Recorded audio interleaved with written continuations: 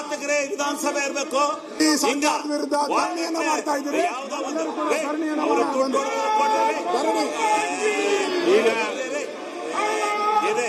ನಾವು ನೋಡಿದ್ರೆ 25 ವರ್ಷದಿಂದ ಇಂಥ ಶಾಸನ ರಚನೆ ವಿಧೇಯಕಗಳನ್ನ ಮಂಡಿಸಬೇಕು. ಬಂಡವಾಳ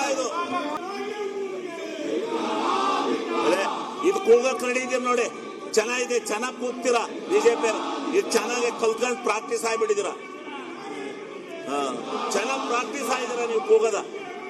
ಇನ್ನೇನಿಲ್ಲ ನಿಮ್ದು ಈ ದೇಶದಲ್ಲಿ ಕೂಗೋದು, ಇದು ಮಾಡೋದು ಎರಡೇ ಮಾಡಿ. ನೀವು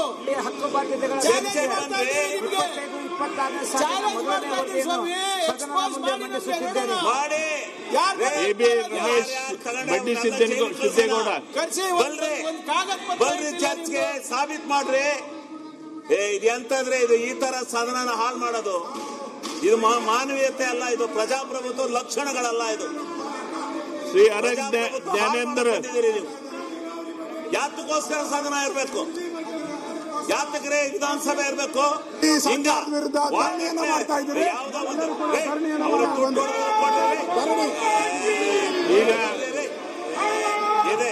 ನಾವು ನೋಡಿದ್ರೆ 25 ವರ್ಷದಿಂದ ಇಂಥ ಶಾಸನ ರಚನೆ ವಿಧೇಯಕಗಳನ್ನ ಮಂಡಿಸಬೇಕು.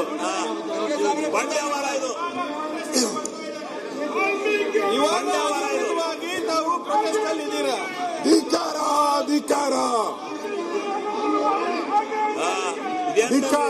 ಧಿಕ್ಕಾರ ಹೋದ್ರಿ ಎಂತಂದ್ರೆ ಇದು ಈ ಬಂಡವಾಳ ಅಲ್ಲಪ್ಪ. ಇದು ಕೆಟ್ಟ ಬಂಡವಾಳ. ಇದು ಬಹಳ ಕೆಟ್ಟ ಬಂಡವಾಳ.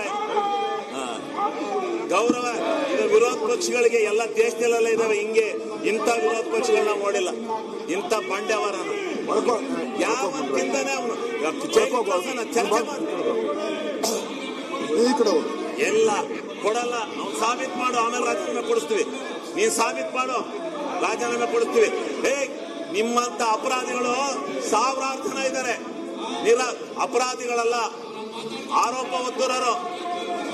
ಈ ಬಂಡ ಸರ್ಕಾರ ಯಾತ ನಡ್ರಿ ಸೋಮನೆ ಇದು ಏನಿದು ಜಯ ಅಲ್ಲ. ಒಂದು ಮಂತ್ರಿ ಅಪರಾಧ ಇರೋಂಥವ್ರು 150 ಜನ ಇದ್ದಾರೆ. 150 ಜನ ಇದ್ದಾರೆ ಭಾರತ ದೇಶದಲ್ಲಿ ಮಂತ್ರಿಗಳು. ಕೊಡೋಣ ಪಟ್ಟಿಯ ಮಾಡ್ರಿ ಚರ್ಚೆ. ಅವನ ಅಪರಾಧಿ ಅಂತ ತೀರ್ಮಾನ ಅಲ್ಲ, ಆಗ್ಲೇ ಕಳ್ಸೋಣ.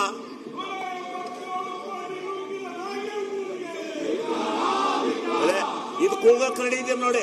ಚೆನ್ನಾಗಿದೆ, ಚೆನ್ನಾಗಿ ಕೂಗ್ತೀರಾ ಬಿಜೆಪಿ. ಇದು ಚೆನ್ನಾಗಿ ಕಲ್ತ್ಕೊಂಡು ಪ್ರಾಕ್ಟೀಸ್ ಆಗಿಬಿಟ್ಟಿದ್ದೀರಾ. ಚೆನ್ನಾಗಿ ಪ್ರಾಕ್ಟೀಸ್ ಆಗಿದ್ದೀರಾ ನೀವು ಕೂಗದ. ಇನ್ನೇನಿಲ್ಲ ನಿಮ್ದು ಈ ದೇಶದಲ್ಲಿ ಕೂಗೋದು, ಇದು ಮಾಡೋದು ಎರಡೇ.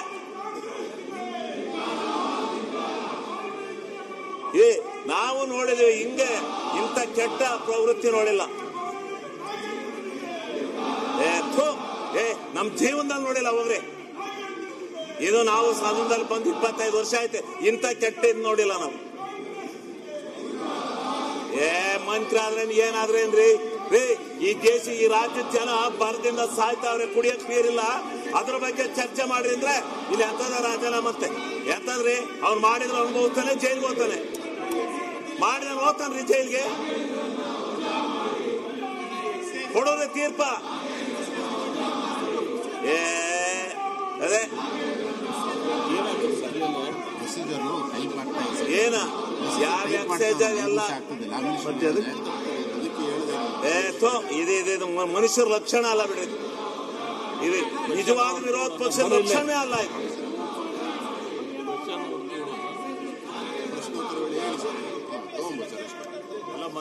ಅದ್ರ ಬಗ್ಗೆ ಮಾತಾಡಲ್ಲ, ಸಿಗಾಕೊಂಡಾರಲ್ಲ, ಮಾಡಿರೋರು ಇರೇ ಅಲ್ಲ. ಮಾಡ್ತೀರಿ KPSC ಯಾವುದು ಮಾಡಲ್ಲ.